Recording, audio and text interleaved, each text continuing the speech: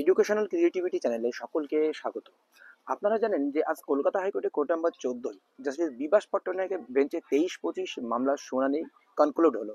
23-25 তারা 2025 রিক্রুটমেন্টে বসতে পারবে না বলেই একদল পিটিশনার হাজির হয়েছিল কলকাতা হাইকোর্টে, তারা যাতে বসতে পারে এবং অন্যরা আটকানোর চেষ্টা করছেন। এখানে ক্যান ফাইল করে 2022 টেট পাস যারা রয়েছে তারা আটকানোর চেষ্টা করছেন এবং পশ্চাদের পক্ষ থেকেও যারা চেষ্টা করেছেন কিভাবে আটকানো যায়। তো এই মামলার শুনানি কনক্লুড হয়েছে এবং অর্ডার রিজার্ভ রয়েছে।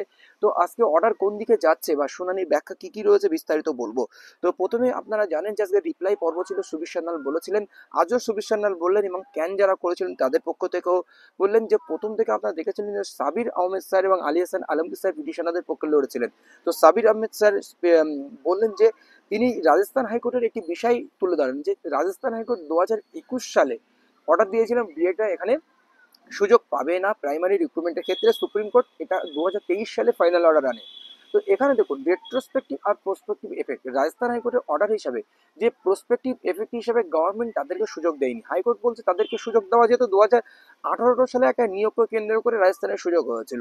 রাজস্থান হাইকোর্ট অর্ডার দিয়েছে 2021, গভর্নমেন্ট ওটা প্রসপেক্টিভ বা রেট্রোস্পেক্টিভ। রেট্রোস্পেক্টিভ বলতে আপনার 2023 সালে ধরুন আগস্টে দেবের শর্মার অর্ডার এসেছে, 11 আগস্ট 2023 দেবের সামনে অর্ডার এসেছে এবং বলা হচ্ছে রেট্রোস্পেক্টিভ এফেক্টে যারা পুরানো টেট পাস সার্টিফিকেট রয়েছে, পুরানো চাকরি রয়েছে তাদেরকে বাতিল করা হবে। এটা কখনো হতে পারে না। প্রসপেক্টিভ সামনের দিকে যে সমস্ত চাকরিগুলো হবে বা সামনের দিকে যেগুলো হতে চলেছে আপকামিং, সেগুলোকে বাতিল করা হোক, এই নিয়ে প্রথমে সাবির আহমেদ স্যার বিস্তারিত বলেন। সেখানে বলা হচ্ছে যে বিএড টেট পাস সার্টিফিকেট যাদের রয়েছে পিটিশনারদের দাবি, তারাও যে অর্ডার হয়েছিল 11 আগস্ট 2023 তার আগেই তাদের কিন্তু সার্টিফিকেট 2022 সালে।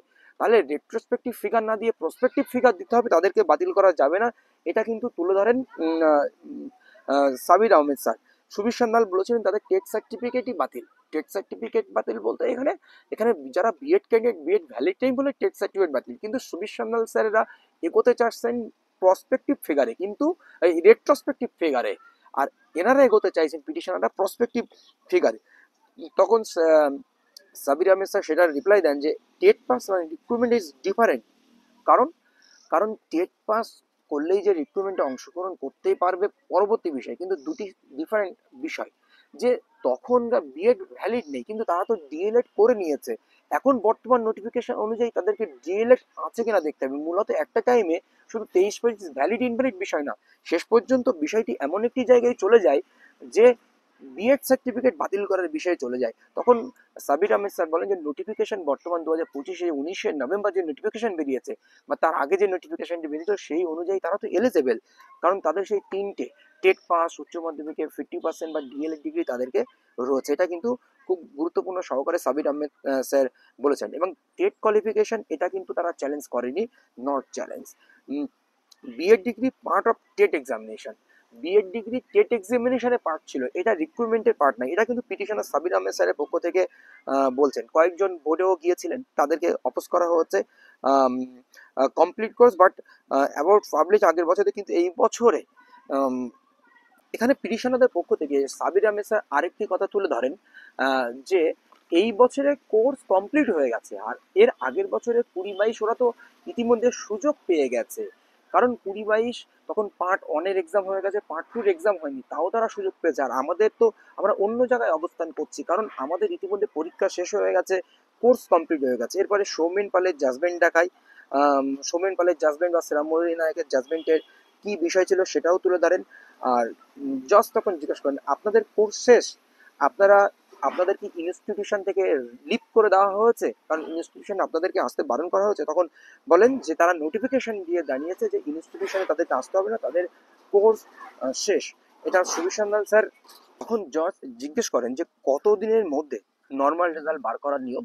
তখন কখনো কখনো বলেন 2 মাস, মানে কখনো 3 মাস, 4 মাস, 6 মাস, 7 মাস, তার কোনো ঠিক নেই। তো অন্যান্য সংস্থাগুলো তারা তাড়াতাড়ি রেজাল্ট বার করে দেয়, কিন্তু তারা ডিজিটাল সার্টিফিকেট দিতে পারতো তাড়াতাড়ি করে, কিন্তু তারা আটকানোর জন্য উইথহেল্ড করে রেখেছে। তারা ইচ্ছাকৃত এটি উইথহেল্ড করে রেখেছে। জাস্ট তখন জিজ্ঞাসা করে নির্দিষ্ট কি কোনো প্রভিশন রয়েছে, হিয়ার ইজ দ্য কোনো প্রভিশন রয়েছে রেজাল্ট দেওয়ার এরকম বিষয়। তখন পিটিশনের পক্ষে বলেন যে here is the challenge for result, রেজাল্টের বিষয়ে এখানে চ্যালেঞ্জ হয়েছে, তারা কেন খুব শীঘ্র তাড়াতাড়ি রেজাল্ট দিতে পারেনি সেটা। এবার 20-22-এর যে বিষয়টি চলে আসে এবং স্পেশাল এডুকেটরদের যা পার্সুইং ছিল তাদেরকে সুযোগ দেওয়া হয়েছে সেই বিষয়টি চলে আসে এবং সাবির আহমেদ স্যারের পক্ষ থেকে তেজপ্রকাশ পাঠকের যে অর্ডারটি সেটিও তুলে ধরেন, তেজপ্রকাশ পাঠকের অর্ডারের বিষয়টি তুলে ধরেন এবং এমবিবিএস পরীক্ষায় যারা পার্সুইং ব্যাচ তাদেরকে সুযোগ দেওয়া হয়, তাদের রিক্রুটমেন্টের সুযোগ দেওয়া হয়, তাদের পরীক্ষায় বসতে দেওয়া হয়, কিন্তু পরবর্তীতে তাদের যদি ডিএলএড বা তাদের কোর্স যদি কমপ্লিট না হয় তাদেরকে পরবর্তীতে বাতিল করে দেওয়া হয়, সুযোগ দেওয়া হয় না। তো আমাদেরও রিক্রুটমেন্টে বসতে দেওয়ার সুযোগ দেওয়া হোক, আমাদের পরবর্তীতে আমাদের যা বাতিল করা হবে এই সমস্ত বিষয়টি তুলে ধরেন এবং 20-22 ব্যাচের কথা আরও ডিটেলস উঠে আসে। জজ তখন বলেন অ্যাপ্লিকেশন ডেট তো বেঁধে দেওয়া হচ্ছে, 9 তারিখ শেষ হয়ে যাবে। তখন ফিরদৌস শামীম আসেন, এবার একটু চেঁচামেচি শুরু হয় কোর্টের মধ্যে। ফিরদৌস শামীম এসে ওনারও সিমিলার ম্যাটার ছিল 215 নম্বর আইটেমে সুবীর সান্যাল বোথ সাইড খেলছে। তিনি একটি গভর্নমেন্ট আর্টিকেল 12 অথরিটি তিনি হয়ে কিভাবে প্রাইভেট এজেন্টের হয়ে সে খেলা করে, সে পর্ষদের হয়েও খেলছে, আবার প্রাইভেট এজেন্সি হয়ে কোনো একটা মহৎ উদ্দেশ্য নিয়ে তিনি যাচ্ছেন বা কোনো কারোর সুবিধা করে দেওয়ার জন্য, এরকম বিষয় তুলে ধরেন এবং সুবীর সান্যাল রিপ্লাই পর্ব চলে আসেন। সাবির আহমেদ স্যার যা বলেন সুবীর সান্যাল স্যার রিপ্লাই দেওয়ার জন্য চলে আসেন। তিনি সেই বিষয়টি প্রসপেক্টিভ এফেক্টে যাবেন না রেট্রোস্পেক্টিভ এফেক্টে যাবেন সেই বিষয়টি তুলে ধরেন। সুপ্রিম কোর্টের অর্ডার নিয়ে তিনি আলোচনা করেন এবং কোভিডের জন্য সুপ্রিম কোর্ট লিখেছেন কোভিডের জন্য তারা কোর্স শেষ করতে পারেনি, সেই জন্য 20-22-এর যে বিষয়টি ছিল যে কোভিড চলছিল সেই সময় তারা কোর্স শেষ করতে পারেনি, সেই জন্য সুপ্রিম কোর্ট তাদেরকে রিলিফ দিয়েছে, সেই কথাটি তুলে ধরেন এবং নোটিফিকেশন একটা ডেডলাইন দেওয়া রয়েছে এবং অ্যাপ্লিকেশন কি তাদের এতদিনের মধ্যে তাদের কোর্স কমপ্লিট করে থাকতে হবে, কি নোটিফিকেশনের মধ্যে তাদের কোর্স কমপ্লিট করে থাকতে হবে, এটা তুলে ধরেন এবং রিক্রুটমেন্ট ইজ অ্যাডমিনিস্ট্রেটিভ ডিভাইস মানে ডিসিশন, অ্যাডমিনিস্ট্রেটিভ ডিসিশন, এখানে কারো কিছু করা যায় না।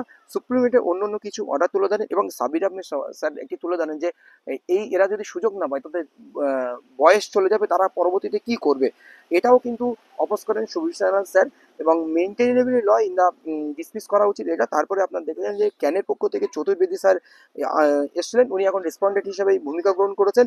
তিনি বলেন সান্যাল স্যার যে সাবমিশন করেছেন সবগুলোই আমি অ্যাডাপ্ট করছি, এই সমস্ত বিষয় তিনি ঝাড়খণ্ড টেটের উদাহরণ দেন, ঝাড়খণ্ড টেটে কী কী হয়েছিল না হয়েছিল, ঝাড়খণ্ড টেটেও এরকম সুযোগ পায়নি এবং 142 যে সুপ্রিম কোর্ট অ্যাপ্লাই করেছিল সেটা সম্পূর্ণ একটা পিকুলিয়ার সিচুয়েশনের জন্য করেছিল।